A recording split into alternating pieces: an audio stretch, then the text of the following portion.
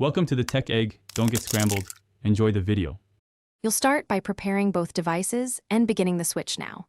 Make sure your iPhone is signed into the target Apple ID and both devices have power and Wi-Fi. Once ready, open the Watch app on your iPhone, tap My Watch, and select the watch at the top.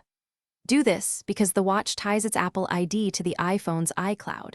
Starting here lets you remove the old account cleanly and create the conditions needed to change ID without data loss.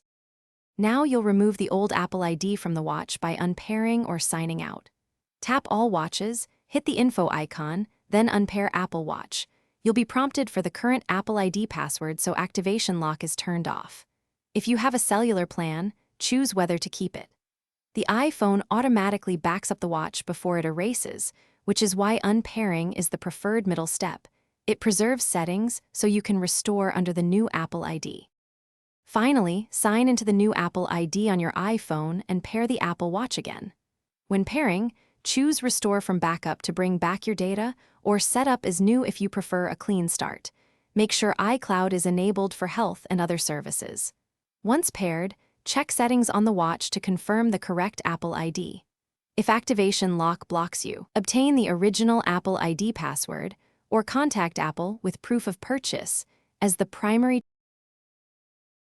Thanks for watching. Consider subscribing if I helped unscramble your problems.